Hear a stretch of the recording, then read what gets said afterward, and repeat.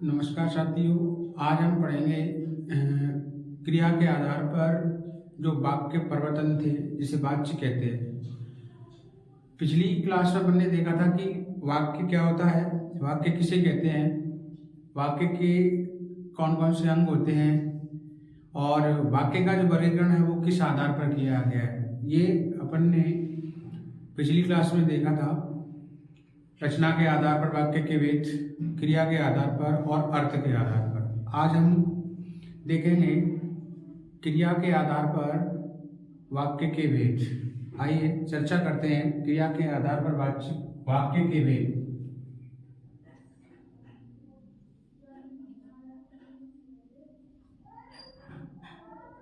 क्रिया के आधार पर क्रिया के आधार पर जो होता है वो वाक्य के भेद है, जिसे वाच्य कहा जाता है। अब देखते हैं कि वाच्य होता क्या है।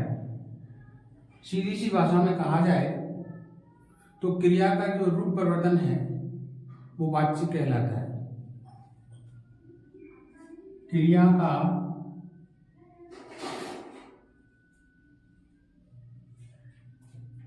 रूप परिवर्तन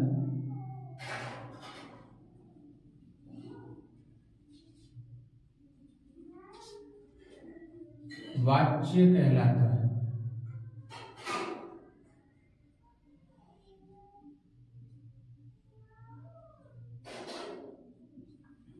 क्रिया का रूप परिवर्तन वाच्य कहलाता है। अब ये जो रूप परिवर्तन है क्रिया का, वो किस आधार पर हुआ है। ये जो रूप परिवर्तन है वो कर्ता के आधार पर भी हो सकता है। ये जो रूप परिवर्तन है कर्ता के आधार पर भी हो सकता है, कर्म के आधार पर भी हो सकता है और भाव के आधार पर भी हो सकता है। इस आधार पर वाच्य को 3 भागों में बांटा गया है। पहला है कर्तृवाच्य,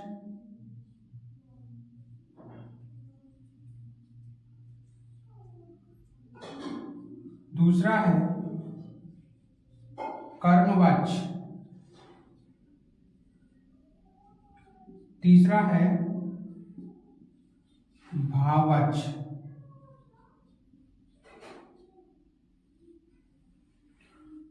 दोस्तों, ये जो वाच्य टॉपिक है ये बेहद ही जटिल टॉपिक है। बच्चों की समझ में नहीं आता है, लेकिन परीक्षा की दृष्टि से बेहद ही महत्वपूर्ण है वाच्य। चाहे वो कोई 10वीं की परीक्षा हो, 12वीं की हो, चाहे कोई प्रतियोगी परीक्षा हो, हर दृष्टि से ये वाच्य बहुत ही महत्वपूर्ण है। हर बच्चे की समझ में नहीं आता है। आज मैं आपको इस प्रकार समझाऊंगा कि ये आपकी समझ में अच्छी तरह से आ जाएगा। ठीक है, तो अपन ने शुरुआत में देखा था कि वाच्य क्या होता है। क्रिया का रूप परिवर्तन ही वाच्य कहलाता है। ये जो रूप परिवर्तन है वो कर्ता, कर्म और भाव के आधार पर होता है। यदि मान लीजिए जो क्रिया का रूप है वो कर्ता के अकॉर्डिंग आया है तो उसे कर्तृवाच्य कहेंगे, कर्म के अनुसार आया है तो उसे कर्मवाच्य कहेंगे और भाव के अनुसार आया है तो उसे भाववाच्य कहेंगे। सबसे पहले अपन देखते हैं कि ये कर्तृवाच्य क्या होता है, कौन कौन से इसके उदाहरण होते हैं और कैसे इसे अपन पहचानेंगे, वो उदाहरणों के माध्यम से समझते हैं। सबसे पहले आप परिभाषा नोट करिए कि वाच्य क्या होता है। ये ध्यान रखना कि जो क्रिया का रूप परिवर्तन है वही क्या कहलाता है, वाच्य कहलाता है। इस आधार पर वाच्य को 3 भागों में बांटा गया है, कर्तृ, कर्म और करण। सबसे पहले अपन देखते हैं कि कर्तृवाच्य क्या होता है।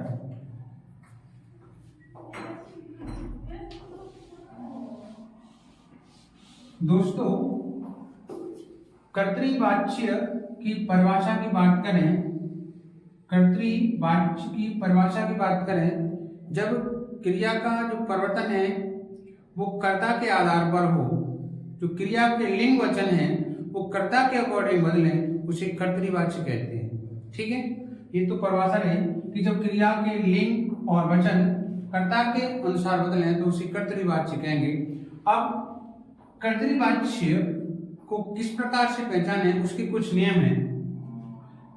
कर्तृवाच्य को पहचानने के लिए सबसे पहले अपन देखेंगे कि वाक्य में जो कर्ता है, वाक्य में जो कर्ता है, इस कर्ता के बाद ने आना चाहिए, कर्ता के बाद ने आना चाहिए, प्लस सकर्मक क्रिया आनी चाहिए,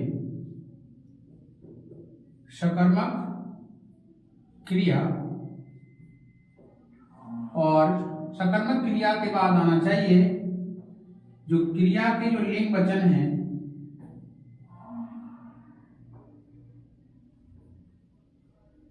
कर्ता प्लस ने प्लस सकर्मक क्रिया प्लस क्रिया के लिंग वचन, ये कर्मानुसार आएंगे। वाक्य भले ही कर्तृ है, लेकिन इसमें क्रिया के जो लिंग वचन हैं वो किसके अकॉर्डिंग आएंगे? वो आएंगे कर्ता के अकॉर्डिंग ही आएंगे। एक उदाहरण के माध्यम से समझते हैं।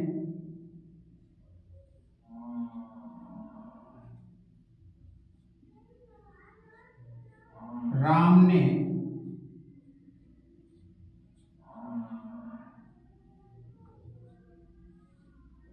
पुस्तक पढ़ी। इस उदाहरण के माध्यम से हम समझते हैं कि इसमें कर्ता कौन है, कर्म कौन सा है और कौन सी सकर्मक क्रिया है। सबसे पहले देखेंगे इसमें कर्ता है राम, और राम कर्ता हो गया, इसके बाद ने है, और इसके बाद ये क्रिया जो है वो पढ़ी, सकर्मक क्रिया है ना। क्रिया के जो वचन है, लिंग वचन है, वो कर्म के अनुसार बदलेंगे। इसमें कर्म क्या है? पुस्तक। ये कर्म क्या है? पुस्तक है। चूंकि पुस्तक स्त्रीलिंग है, चूंकि पुस्तक स्त्रीलिंग है, इसलिए क्रिया भी स्त्रीलिंग की आई है। ठीक है। यहाँ जो कर्ता है वो भले ही पुल्लिंग का है, कर्ता जो है वो भले ही पुल्लिंग का है, लेकिन क्रिया जो है वो कर्म के अनुसार आई है।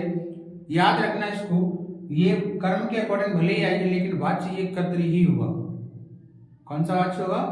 कर्तृवाच्य होगा, क्योंकि जब कभी भी कर्ता के साथ ने आता है और सकर्मक क्रिया होती है तो वो वाक्य हमेशा कर्तृ ही होता है। ठीक है।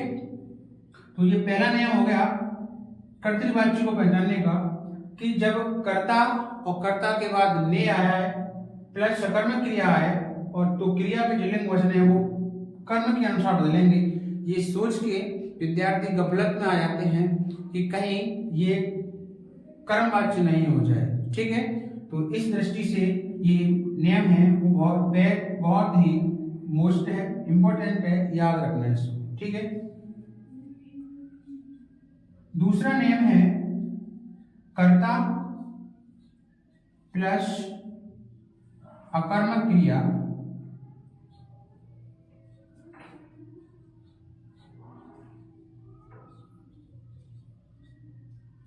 प्लस क्रिया के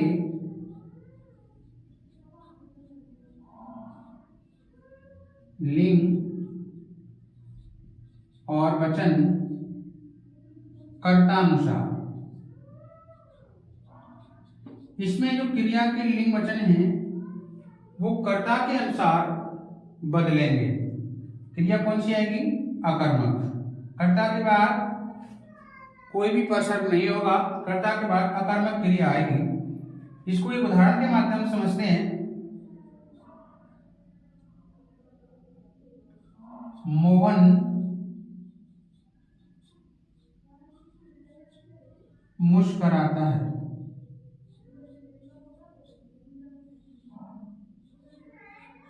दोस्तों, इसमें जो मोहन है वो कर्ता है और मुस्कुराना क्रिया अकर्मक है, इसलिए इसमें मुस्कुराना ये पुल्लिंग का है। इसमें क्रिया के लिंग वचन कर्ता के अनुसार आएंगे। अगर इसका अपन कर्ता चेंज कर दें, जैसे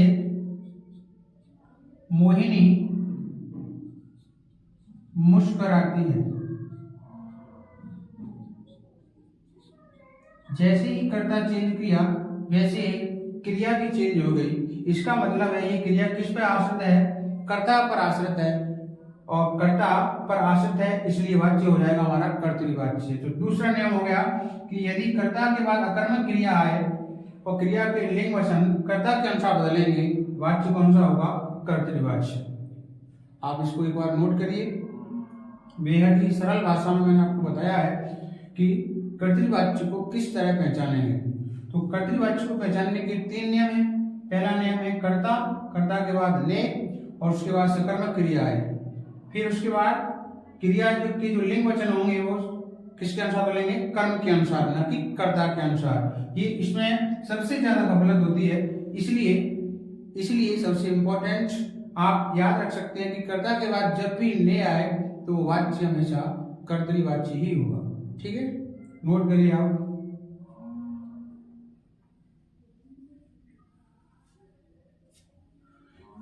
इसकी चोट ले लीजिए ताकि भविष्य में जब कभी हम पढ़ें तो याद रह सके। आप नोट भी कर सकते हैं आप। ठीक है,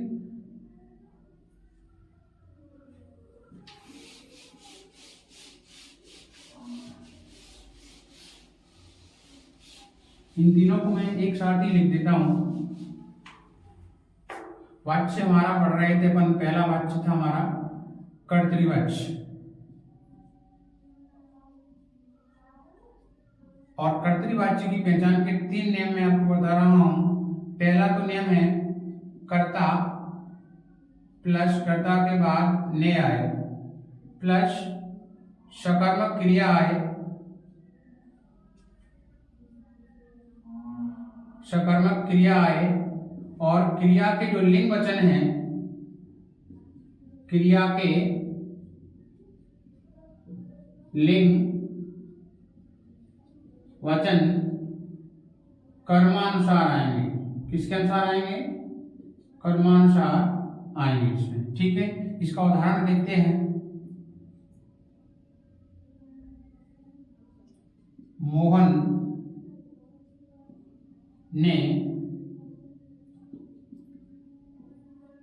पुस्तक पढ़ी। ठीक है, ये वाच्य कौन सा हो जाएगा हमारा? ये वाच्य हो जाएगा हमारा कर्तृवाच्य। ठीक है, आप कहोगे सर ये और दूसरा उदाहरण देख लीजिए कोई। महिमा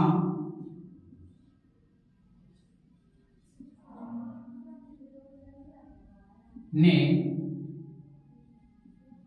गाना गाया। ये भी वाच्य कौन सा है? कर्तृवाच्य है। ठीक है, अब देखिए जैसे ही मैंने कर्ता चेंज किया कोई फर्क नहीं पड़ा, जैसे ही मैंने कर्म चेंज कर दिया ये भी बदल गया। इसका मतलब है इसमें कर्म पर आश्रित भले ही है लेकिन ने आने के कारण ये वाच्य कर्तरी होगा। ठीक है, इसका दूसरा नियम है कर्ता प्लस कर्ता के बाद अकर्मक क्रिया आए। कर्ता के बाद क्या आए? अकर्मक क्रिया आए और क्रिया के लिंग वचन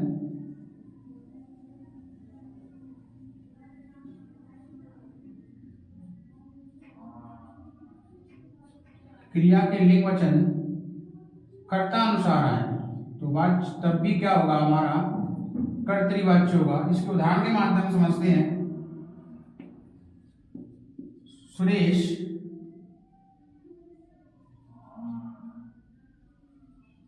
हंसता है। ठीक है, ये वाच्य हमारा कर्मवाच्य नहीं, सॉरी कर्तृवाच्य का ही नियम पढ़ रहे हैं अपन। ये वाच्य भी कौन सा है? कर्तृवाच्य है। क्यों कर्तृवाच्य है? क्योंकि कर्ता और कर्ता के बाद अकर्मक क्रिया है। हंसना क्रिया कैसी है? अकर्मक। ये कर्ता हो गया हमारा और ये अकर्मक क्रिया हो गई हमारी। ठीक है, अकर्मक क्रिया हो गई, इसलिए इसकी जो लिंग वचन है वो कर्ता के अनुसार बदलेंगे। कर्ता के अनुसार बदलने से ये क्रिया कैसी हो जाएगी? वाच्य कौन सा हो जाएगा? कर्तृवाच्य हो जाएगा। दूसरा एग्जाम्पल देखें। राधा मुस्कुराती है। स्त्रीलिंग है इसलिए क्रिया भी स्त्रीलिंग की ही आई है। ठीक है, ये वाच्य भी हमारा कौन सा है? कर्तृवाच्य। तीसरा नियम है कर्तृवाच्य का कर्ता प्रारंभ में आए और इसके बाद सकर्मक क्रिया आए। क्या आए? सकर्मक क्रिया आए और प्लस क्रिया के लिंग वचन किसके अनुसार आए? कर्तानुसार। क्रिया के लिंग वचन कर्ता के अनुसार, तब भी वाच्य हमारा होगा कर्तृवाच्य। उदाहरण के माध्यम से देखते हैं इसको।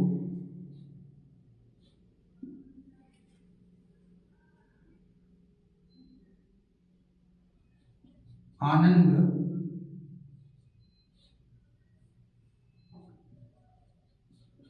क्रिकेट खेलता है। ठीक है, ये वाच्य हमारा हो जाएगा कर्तृवाच्य। कर्तृवाच्य क्यों हो जाएगा? क्योंकि प्रारंभ में कर्ता, क्रिकेट खेलना जो क्रिया है, कोई भी चीज के लिए वो सकर्मक क्रिया होगी और इसके बाद ये नियम को फॉलो कर रहा है, इसलिए वाच्य भी कौन सा हो जाएगा? कर्तृवाच्य हो जाएगा। इस तरह हमारे कर्तृवाच्य को पहचानने के 3 नियम हैं। अगर ये तीनों नियम आते हैं तो कर्तृवाच्य को पहचानने में हमें कोई दिक्कत नहीं होगी, आसानी से हम पहचान सकते हैं कि वाच्य कौन सा है। पहला नियम, कर्ता प्लस ने प्लस सकर्मक क्रिया और क्रिया के जो लिंग वचन है वो कर्मानुसार आएंगे, इसको याद रखना। दूसरा है कर्ता प्लस सकर्मक क्रिया और क्रिया के लिंग वचन कर्तानुसार। तीसरा है कर्ता प्लस सकर्मक क्रिया और क्रिया के लिंग वचन किसके अनुसार? क्रिया के लिंग वचन है वो कर्ता के अनुसार आए। तो तीनों ही स्थिति में वाच्य कौन सा होगा? कर्तृवाच्य। मैं समझता हूं कि कर्तृवाच्य आपको अच्छी तरह समझ में आ गया होगा। अगर एक बार इन नियमों को पढ़ेंगे तो कर्तृवाच्य को पहचानने में कोई गलती नहीं करेंगे अपन। ठीक है, आप नोट करिए एक बार इनको। कर्तृवाच्य के पहचान के ये 3 नियम हैं। ठीक है, स्क्रीनशॉट ले लीजिए।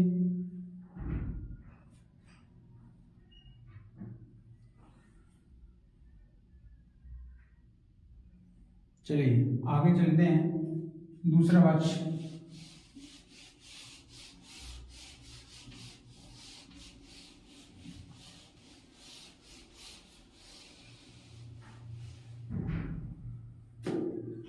दूसरा वाच्य है हमारा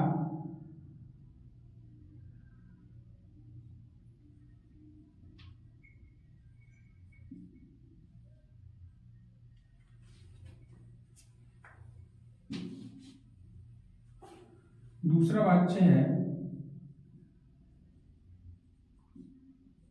कर्मवाच्य। अब कर्मवाच्य किसे कहते हैं? जब क्रिया कर्म के अनुसार प्रयुक्त हो तो उसे कर्मवाच्य कहते हैं। ठीक है, कर्मवाच्य की पहचान का जो नियम है वो है कर्ता प्लस कर्ता के बाद के द्वारा या फिर से आए और प्लस क्रिया सकर्मक आए।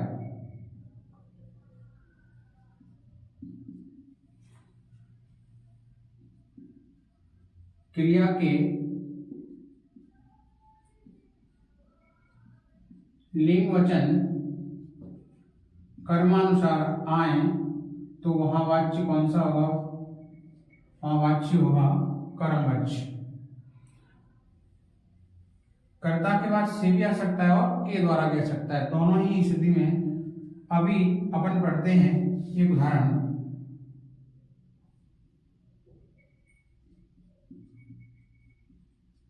मोहन के द्वारा क्रिकेट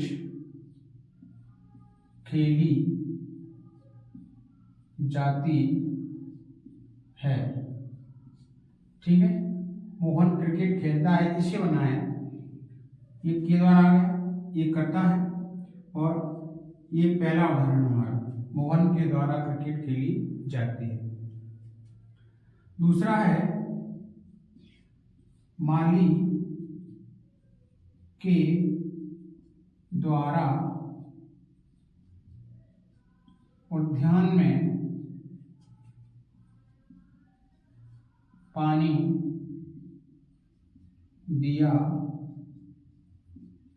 जाता है। और देखेंगे, मुझसे चला नहीं जाता। मुझसे चला नहीं जाता, ये तीनों ही भाववाच्य हैं।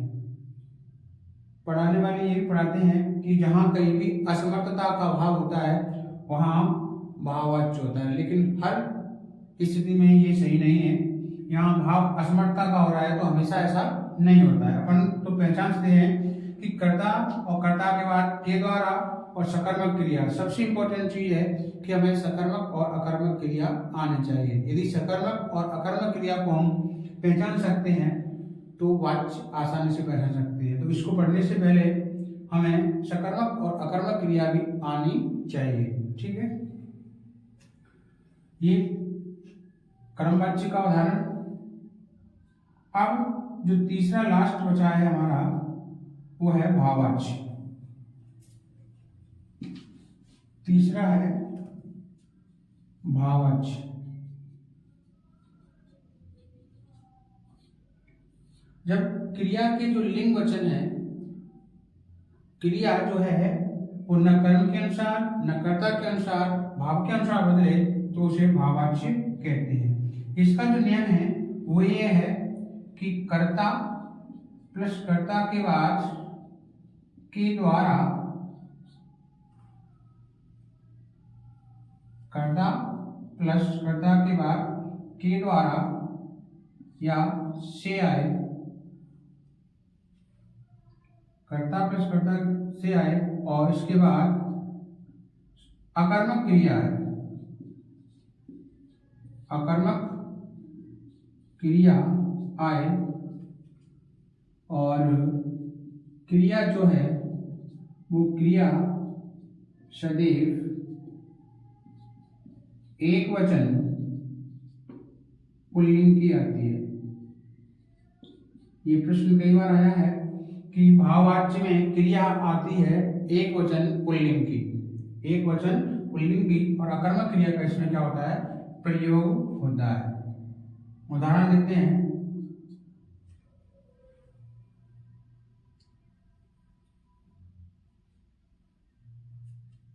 सॉरी, ये जो उदाहरण अपन ने पढ़ा था नीचे वाला, ये इसका उदाहरण था, ये भाववाच्य का।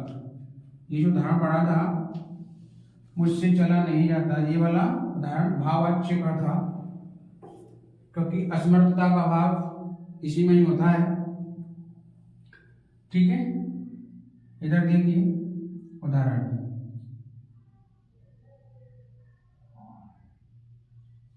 मुझसे चला नहीं जाता, क्योंकि चलना क्रिया कैसी है, अकर्मक क्रिया का प्रयोग किसमें होता है, ये कर्ता हो गया, से हो गया, ये कौन सा वाच्य हो गया, ये हो गया भाववाच्य। ठीक है, इस प्रकार हम आसानी से पहचान सकते हैं कि कर्तृवाच्य कौन सा है, कर्मवाच्य कौन सा है और भाववाच्य कौन सा है। एक बार इसको नोट कर लीजिए।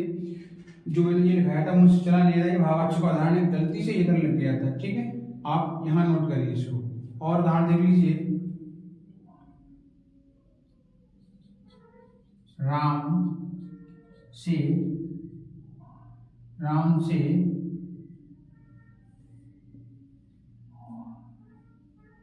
उठा नहीं जाता, ये भी वाच्य भाववाच्य। ठीक है, नोट करिए आप। तीनों नियम हमारे सामने हैं, कर्तृवाच्य के, कर्मवाच्य के और भाववाच्य के।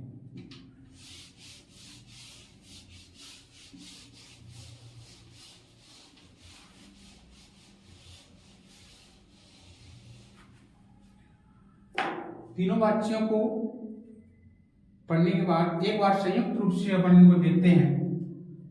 पहला वाच्य था कर्तृवाच्य।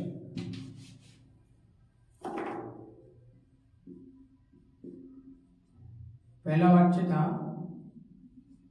कर्तृवाच्य, दूसरा था कर्मवाच्य,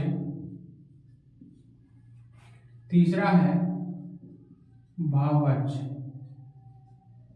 अब देखते हैं कि कर्तृवाच्य में कौन कौन सी क्रिया का प्रयोग होता है। दोस्तों, कर्तृवाच्य में सकर्मक क्रिया का भी प्रयोग होता है और अकर्मक क्रिया का भी प्रयोग होता है।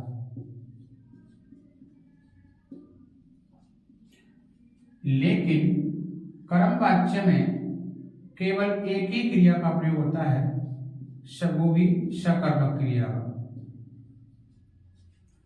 भाववाच्य में भी एक ही क्रिया का प्रयोग होता है, वो भी कौन सी क्रिया? अकर्मक क्रिया। आगे अपन पढ़ेंगे वाच्य परिवर्तन क्या होता है। वाच्य परिवर्तन पढ़ने से पहले ये हमें आना चाहिए कि कर्तृवाच्य में कौन कौन सी क्रिया का प्रयोग होता है, कर्मवाच्य में कौन सी क्रिया का प्रयोग होता है और भाववाच्य में कौन सी क्रिया का प्रयोग होता है। दोस्तों, कर्तृवाच्य में सकर्मक और अकर्मक क्रिया दोनों का प्रयोग होता है, क्योंकि सकर्मक क्रिया का प्रयोग कर्तृवाच्य में भी हो रहा है और कर्मवाच्य में भी हो रहा है।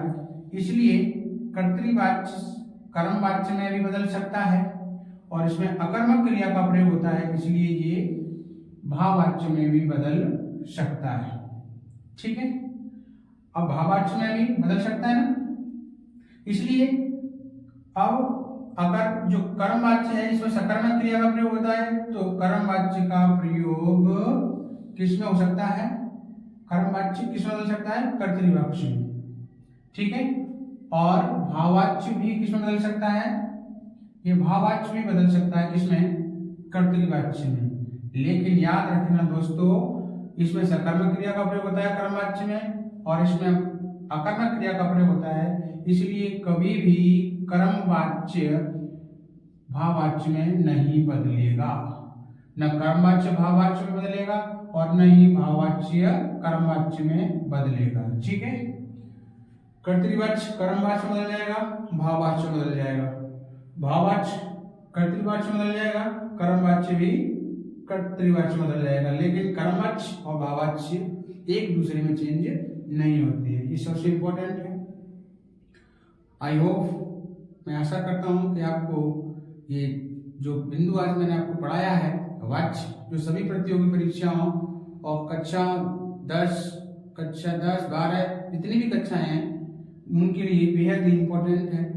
ठीक है, मुझे आशा है और उम्मीद है कि आपको ये समझ में आया होगा। इसी तरह अपना लाड और प्यार बनाए रखिए। आपके लिए छोटा सा बिंदु बड़े से बड़ा बिंदु आपके लिए लाता रहूँगा। धन्यवाद।